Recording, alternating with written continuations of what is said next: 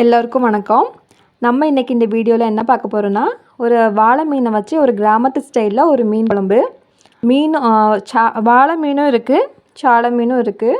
வாழை மீனையும் நல்லா கழுவி எடுத்துட்டு உப்பை வச்சு நல்லா ராவி எடுக்கணும். நல்லா சுத்தப்படுத்திட்டு நல்லா உப்பை வச்சு நல்லா ராவி எடுக்கணும். நல்லா ராவும் போது அது மேலே இருக்கிற மௌலி எல்லாம் போயிடும். அதுக்கு பிறகு ஒரு 3 தண்ணியில் நல்லா வாஷ் பண்ணி எடுத்துட்டோன்னா மீன் நல்லா சுத்தமாயிடும். அதுக்கு பிறகு இப்போ குழம்பு வைக்கிறதுக்கு வெங்காயம், பச்சை மிளகாய், கருவேப்பிலை எல்லாம் நறுக்கி எடுத்தாச்சு. புளி தண்ணியில் உப்பு, மஞ்சத்தூள், வத்தப்பொடி, முருங்கைக்காவும் போட்டு வச்சுருக்கோம். மஞ்சத்தூளும் போட்டுக்கணும். அதுக்கப்புறம் குழம்பு மண் சட்டியில் தான் இன்றைக்கி மீன் குழம்பு வைக்க போகிறோம். மண் சட்டிலையும் விறகடுப்பில் தான் இன்றைக்கி மீன் குழம்பு. விறகடுப்பில் குழம்பு வைக்கும் போது ரொம்ப டேஸ்ட்டாக இருக்கும். அது மண் சட்டியில் வச்சு பாருங்கள், ரொம்ப டேஸ்ட்டாக இருக்கும். ஃபஸ்ட்டு 2 ஸ்பூன் நல்லெண்ணெய் ஊற்றிருக்கோம். நல்லெண்ணெயை ஊற்றி கடுகு, வெந்தயம் இது நல்லா பொரிஞ்சு வந்ததுக்கு பிறகு வெங்காயம், கருவேப்பிலை, பச்சை மிளகாவும் போட்டுக்கணும். நல்லா கொஞ்சம் வதங்கிட்ட பிறகு நல்லா வதங்கணும். எவ்வளவு குழம்பு வதங்குதோ அந்த அளவுக்கு குழம்பு டேஸ்ட் கொடுக்கும். அதுக்கப்புறம் தக்காளி போட்டுக்கிட்டோம். தக்காளியை போட்டுட்டு நல்லா வதக்கணும். நல்லா அது கொஞ்சம் நல்லா ஸ்மாஷ் ஆனதுக்கு பிறகு நல்லா வசங்கி நல்லா ஸ்மாஷ் பண்ணிடணும். நல்லா அந்த அளவுக்கு ஆனதுக்கு பிறகு புளி தண்ணியை ஆட் பண்ணிக்கணும். நல்லா இன்னும் கொஞ்சம் நல்லா வசங்கணும். இப்போ கொஞ்சம் ஃப்ளேம் கொஞ்சம் அதிகமாக தான் வச்சுருக்கேன். நல்லா வசங்கின பிறகு இப்போ புளி தண்ணியில் உப்பு, மஞ்சத்தூள், 2 ஸ்பூன் வத்தப்பொடி, 4 ஸ்பூன் மல்லித்தூள் போட்டிருக்கோம். முருங்கைக்காய், ஒரு முருங்கைக்காய் போட்டால் கொஞ்சம் வாசமாக இருக்குன்றதுக்காக கொஞ்சம் போட்டிருக்கோம். இப்போ பாருங்கள், ஃப்ளேம் நல்லா அதிகமாக வச்சுருக்கேன். இப்போ இந்த சட்டி சின்னதாக இருக்குதுன்னு இதே மாதிரி இன்னொரு கப்பு தண்ணியை ஆட் பண்ணிக்கணும். நல்லா அதை கொஞ்சம் நல்லா அலசி ஊற்றிடலாம். இப்போது இதுலேயே இந்த தண்ணியிலையே தேங்காயும் அரைச்சி ஊற்றிருக்கணும். சட்டி சின்னதாக இருக்குதுன்னு சொல்லிவிட்டு நம்ம 2 தடவை போட்டிருக்கோம். இப்போ தேங்காவை போட்டாச்சு பாருங்கள். இதெல்லாம் நல்லா அலசி 2 கப் அளவுக்கு தண்ணி ஊற்றணும். அவ்வளோதான். 2 கப் அளவுக்கு தண்ணி ஊற்றி நல்லா கொதி வரணும். இது ஒரு 10 பேர் சாப்பிட்ற மாதிரியான ஒரு மீன் குழம்பு வச்சுருக்கோம். அந்த அளவுக்கு வச்சுருக்கோம்.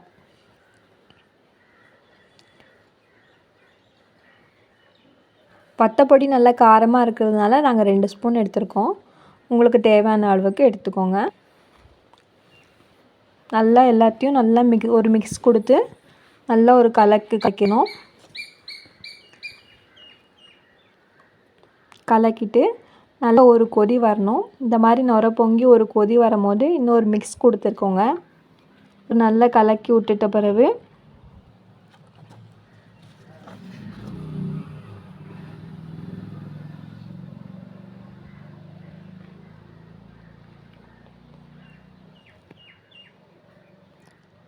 நல்லா ஒரு மிக்ஸ் கொடுத்த பிறகு இன்னொரு தடவை நல்லா பொங்கி வரணும். பொங்கி வர்ற ஸ்டேஜில் நம்ம மீனை போட்டுக்கலாம்.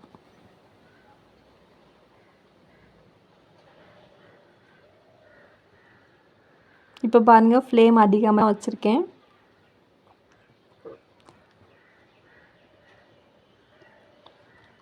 இப்போல்லாம் நம்ம கொஞ்சம் அதிகமாக வச்சுட்டு மீன் போட்ட பிறகு ஃப்ளேமை குறைச்சிடணும். இல்லைன்னா மீன் நொறுங்கிரும். பாருங்கள், கழுவி எடுத்த மீன் இருக்குது.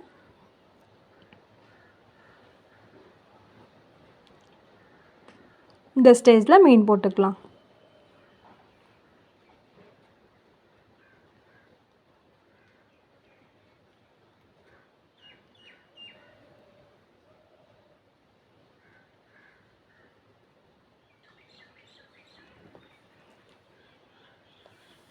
பாருங்கள், மீன் நல்லா போட்டுக்கலாம்.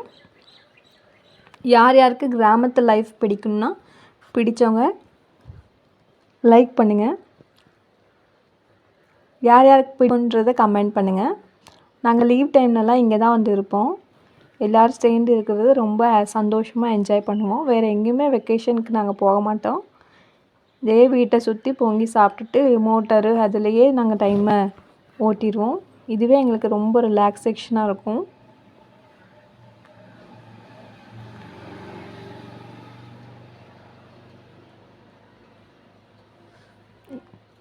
மீன் போட்டோடனே கொஞ்சம் ஃப்ளேமை வந்து குறைச்சிடணும், இல்லைன்னா மீன் வந்து உடஞ்சிரும். அதனால் ஃப்ளேமை வந்து குறைச்சி வச்சுக்கணும். மீன் போட்டு கொஞ்சம் மூடி வச்சிடலாம். போட்டதுக்கு பிறகு நிறைய பேர் வீடியோ பார்க்குறீங்க. பிடிச்சவங்க லைக் பண்ணுங்கள், ஷேர் பண்ணுங்கள், சப்ஸ்கிரைப் பண்ணுங்கள். சப்ஸ்கிரைப் பண்ணும்போது எனக்கு ரொம்ப மோட்டிவேட்டடாக இருக்கும். இப்போ பாருங்கள், மிச்ச மீனை வந்து பொரிச்சிக்கலாம். சாலை மீன் மட்டும் ஒரு 6-7 மீன் வந்துட்டு கடி கொஞ்சம் ஒரு போட்டுக்கணும். அப்போ நல்லாயிருக்கும், நல்லா டேஸ்ட் நல்லா கொடுக்கும். இப்போ வந்து பொரிக்கிறதுக்கு வந்துட்டு வத்தப்பொடி, மஞ்சப்பொடி, கருவேப்பிலையும் போட்டிருக்கேன். கொஞ்சம் பூண்டை வந்து தட்டி போட்டுக்கணும். தட்டி போடும்போது அது ஒரு டேஸ்ட் கொடுக்கும். ஜிஞ்சர் கார்லிக் பேஸ்ட்டும் போடலாம், இந்த மாதிரியும் போடலாம். இந்த மாதிரியும் ஒரு தடவை ட்ரை பண்ணுங்கள். மாற்றி மாற்றி ஒரு தடவை ட்ரை பண்ணலாம். இன்றைக்கி இதை போட்டுட்டு லெமன், கொஞ்சம் புளிப்புக்கு வந்து லெமன் ஊற்றிருக்கேன். லெமன் ஜூஸ் போட்டுக்கோங்க கொஞ்சம். போட்டுட்டு நல்லா மீன் போட்டு நல்லா 1 மணி நேரம் நல்லா மேரினேட் பண்ணி ஊற வச்சிடணும். சாப்பிட்றதுக்கு ஒரு 10 நிமிஷத்துக்கு முன்னக்கூட்டி பொரிச்சோன்னா ரொம்ப டேஸ்டியாக இருக்கும். இந்த மாதிரி ஒரு தடவை ட்ரை பண்ணி பாருங்கள். நீங்கள் எந்த மாதிரி பண்ணுவீங்கன்றது கமெண்ட் பண்ணுங்கள். பாருங்கள், நல்லா கொதித்து மீன் நல்லா புரண்டு வருது. இந்த ஸ்டேஜில் வந்துட்டு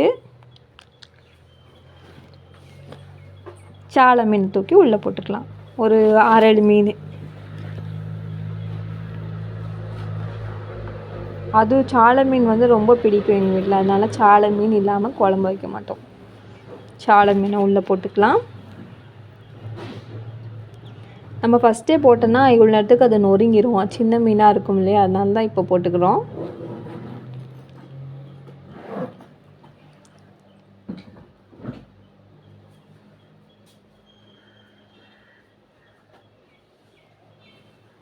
இந்த மீன் வந்து பர்ச்சேஸ் பண்ண வீடியோ நாங்கள் போட்டிருக்கோம். மீன் மார்க்கெட் போன வீடியோலாம் போட்டிருக்கோம். அதெல்லாம் பாருங்கள், லிங்க் கொடுக்குறேன், அதை பாருங்கள்.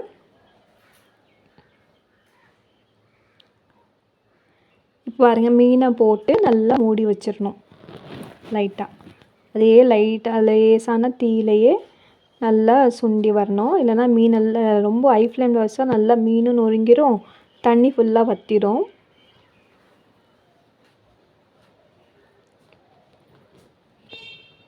இது வந்து சரியான ஸ்டேஜு.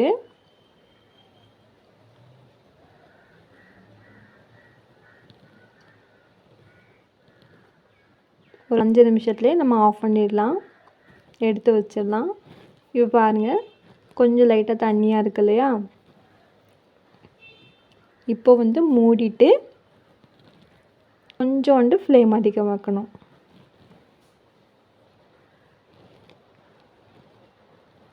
தட்டு போட்டு மூடி வச்சுட்டு ஒரு 2 நிமிஷம் இருந்தாலே போதும். இந்த தண்ணி நல்லா வற்றிடும். இந்த ஃப்ளேமுக்கு நல்லா கதன்னு எரியும் போது எல்லா பக்கமும் தீ வரும்போது சீக்கிரமாக வந்து தண்ணி வற்றிடும்.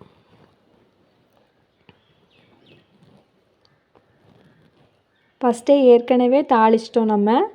அதனால் ஒரு மூடி வச்சுட்டு ஒரு பச்சை கருவேப்பிலை போட்டால் குழம்பு வந்து ரொம்ப வாசனையாக இருக்கும். அதனால் நம்ம தோட்டத்துலையே இந்த கருவேப்பிலையை பறித்து போட்டுக்கலாம். கிராமத்தில் இதுதான் ஒரு பெனிஃபிட் பார்த்துக்கோங்க. எதுனாலும் ஃப்ரெஷ்ஷாக எடுத்துக்கலாம். நல்லா ஃப்ரெஷ்ஷான கருவேப்பிலையை கழுவிட்டு மேலே போட்டுக்கலாம்.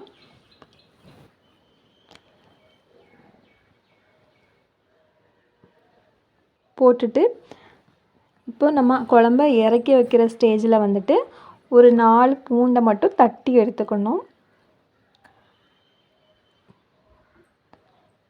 தட்டி கருவேப்பிலை போடும்போது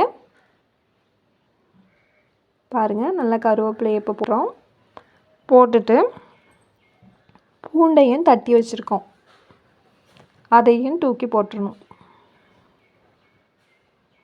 போட்டுட்டு மூடி வச்சிடணும் தட்டை போட்டு. பாருங்கள், இப்போ நான் போடுறேன். போட்டுட்டு தட்டை போட்டு மூடி வச்சிடணும். ஒரு 2 நிமிஷம் தான் இருக்கணும். ஹை ஃப்ளேமில் 2 நிமிஷம் தான் இருக்கணும்.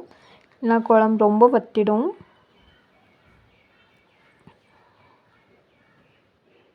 ரொம்ப நேரம் இருக்கணும்னு அவசியம் இல்லை. அவ்வளோதான். இப்போ எடுத்து வச்சிடலாம். இப்போ பாருங்கள், நான் சட்டியை தூக்கி கீழே இறக்கி வச்சதுக்கு பிறகு எவ்வளோ கொதிச்சுக்கிட்டே இருக்குது. இதனால தான் கொஞ்சம் தண்ணியாக இருக்கிற ஸ்டேஜ்லேயே மண் சட்டியில் குழம்பு வைக்கும்போது கீழே இறக்கி வச்சிடணும். பாருங்கள், இது இப்படியே 5 நிமிஷம் இருந்துன்னா நல்லா வற்றி வந்துடும். இப்போ வந்து மீனை பொரிச்சிக்கலாம். வாழை மீனும் இருக்குது, சாலை மீனையும் பொரிச்சு மத்தியானத்துக்கு இன்றைக்கி ஒரு பிடி தான். நல்லா ஒரு பிடி சாப்பிட்டு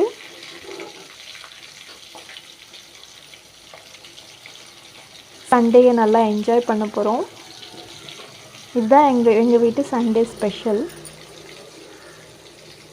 எல்லார் வீட்லேயும் என்ன பண்ணீங்க அப்படின்னு சொல்லிட்டு கமெண்ட் பண்ணுங்கள். பாருங்கள், மீன் குழம்பு, வாழை மீன் போட்ட மீன் குழம்பு, சுட சுட சாப்பாடு,